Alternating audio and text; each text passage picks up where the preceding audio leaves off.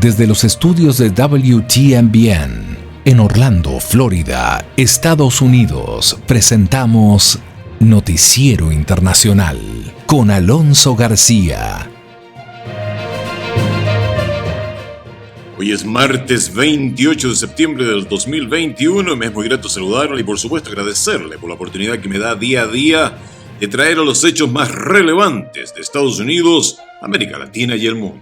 Estos son los titulares de la presente edición. En Estados Unidos, la Reserva Federal anticipa que el buen comportamiento de la economía podría impulsar la reducción de la compra de bonos. Los hechos violentos ocurridos el 6 de enero en el Capitolio de Washington, D.C. continúan siendo investigados. Pfizer solicitará en días autorización de su vacuna COVID para niños entre 11 y 15 años. La tecnología 5G promete avances tecnológicos y formas más novedosas y más rápidas para interactuar. Ejecutiva de Huawei, Meng Zhu, regresó a China. En Alemania, las elecciones marcan el final de la era de Angela Merkel. El presidente de México, Andrés Manuel López Obrador, arremetió ahora contra los científicos. En Nicaragua, los partidos políticos iniciaron su campaña electoral de forma virtual. Y en Venezuela, tenemos las reacciones ante la tercera ronda de diálogo entre oposición y el gobierno de Nicolás Maduro. El presidente de Ecuador entrega al Congreso un proyecto para reactivar la economía afectada por la pandemia. En Estados Unidos, se analiza junto a la India, Japón y Australia acuerdos destinados a contrarrestar el poder de China y a atender prioritariamente a la región Indo-Pacífico. Entre tanto, cientos de migrantes haitianos que se encontraban debajo del puente internacional a la ciudad fronteriza de Acuña, en el estado de Coahuila, fueron ubicados ahora en albergues. Y precisamente en nuestro tema de conversación tendremos a María Teresa Palacios, experta colombiana en inmigración, haciendo un análisis del fenómeno migratorio de los haitianos en Colombia y su tránsito hacia los Estados Unidos. Todo esto acá en Noticiero Internacional.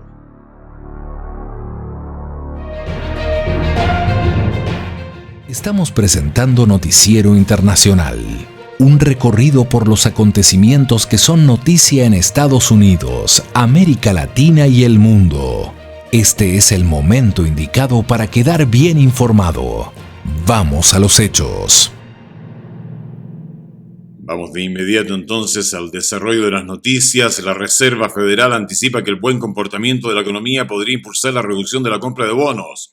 Nos informa John Burnett desde Washington, D.C., en Estados Unidos. El presidente de la Reserva Federal en Chicago, Charles Evans, afirma que la economía estadounidense está cerca de cumplir los requisitos fijados por la Reserva Federal para empezar a reducir su programa de compra de bonos y que esto podría ser posible pronto si las cifras de empleo continúan mejorando. Evans sostiene en unas declaraciones preparadas para la conferencia anual de la Asociación Nacional de la Economía Empresarial de Virginia textualmente: "Veo que la economía está cerca de cumplir con el estándar de progreso sustancial adicional que establecimos en diciembre pasado". Evans sostuvo frente a estos empresarios que si el flujo de mejoras en el empleo continúa, parece probable que esas condiciones se cumplan pronto y pueda comenzar la reducción gradual. Anteriormente, Evans había indicado que esperaba en algún momento de este año una reducción en la cantidad de los $120,000 millones que la Reserva Federal destina actualmente para compras mensuales de activos, con el objetivo de presionar a la baja las tasas de interés a más largo plazo. Por su parte, el presidente de la Reserva Federal, Jerome Powell, señaló la semana pasada que es probable que la reducción de compras empiece en noviembre,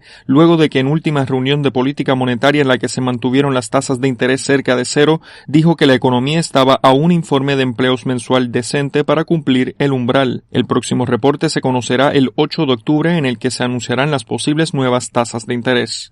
Los hechos violentos acaecidos el 6 de enero en el Capitolio de Estados Unidos, en su capital, en Washington, D.C., continúan siendo investigados y se emiten citaciones para las indagatorias.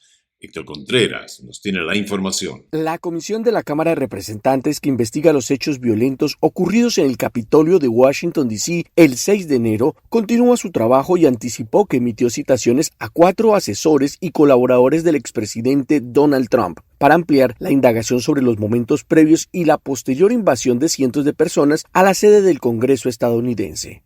Los citados a comparecer ante la comisión son Mark Meadows, que fue el jefe de despacho de la Casa Blanca durante el gobierno Trump, Dan Scavino, que era miembro del equipo de comunicaciones de la Casa Blanca, Kashyap Patel, un exfuncionario del Departamento de Defensa, y Stephen Bannon, quien fue asesor del exmandatario. La comisión aún no ha anticipado la fecha exacta en la que deberán comparecer estas personas, sin embargo, aclaró que será a mediados de octubre y que se deberán presentar a su indagatoria con los documentos y pruebas pertinentes que respalden su declaración.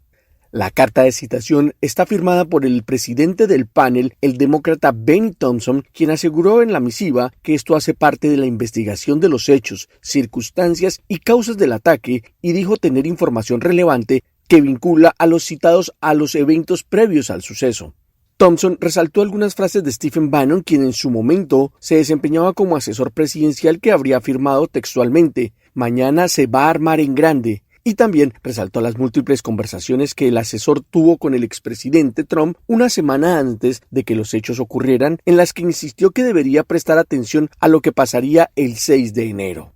Por su parte, el expresidente Donald Trump reaccionó a esta citación y dijo que utilizará el privilegio del Ejecutivo, que es un poder especial y otorgado a los presidentes y expresidentes de Estados Unidos, que les da la capacidad de retener información al público, al Congreso e incluso a los tribunales si involucran temas de seguridad nacional, y dijo oponerse al panel legislativo que investiga los hechos, sugiriendo que esta comisión debería citar a testigos para que declaren sobre lo que continúa denominando como la amañada elección presidencial de 2020. La comisión ha revisado miles de documentos que fueron entregados por las agencias federales y algunas compañías de redes sociales, y ahora pasará a una fase de entrevistas para recopilar la mayor cantidad de testimonios que puedan ayudar en la investigación para elaborar un informe que deberá darse a conocer durante los próximos meses.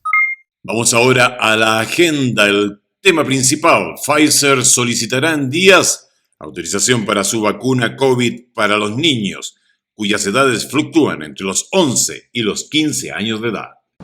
La presidenta de la Cámara de Representantes de Estados Unidos, la demócrata Nancy Pelosi, reiteró el domingo que espera que el proyecto de ley de infraestructura bipartidista del monto de $1.2 billones sea aprobado esta semana.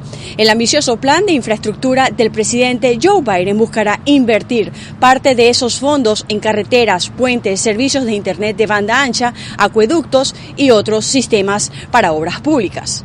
Por otra parte, el director general de Pfizer aseguró este domingo que es cuestión de días y no de semanas para que la compañía y su socio alemán BioNTech presenten datos a reguladores estadounidenses en busca de la autorización federal para su vacuna contra el COVID-19 con vistas a inmunizar a niños de entre 5 y 11 años.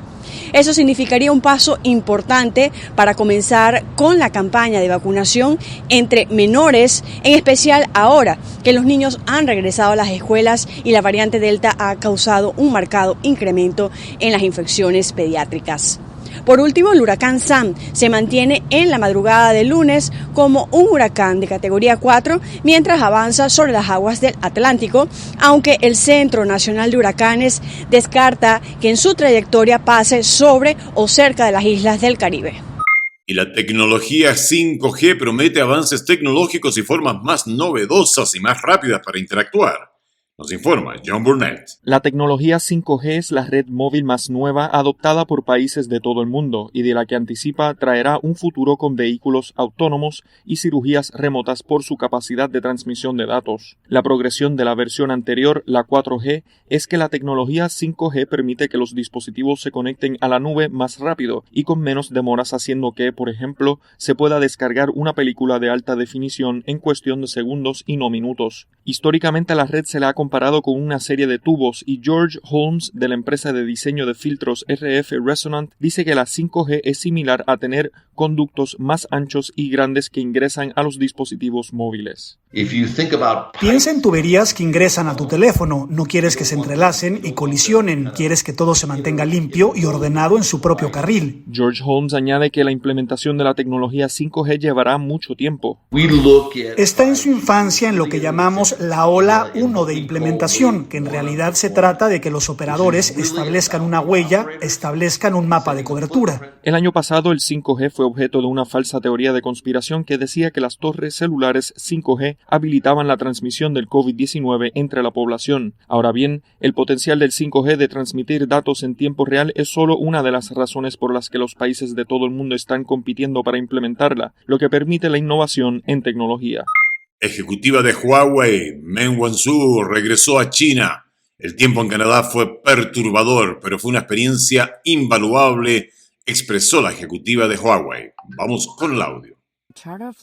El tiempo en Canadá fue perturbador, pero fue una experiencia invaluable, expresó la ejecutiva de Huawei, Meng Wanzhou, antes de partir de Canadá hacia su país de origen.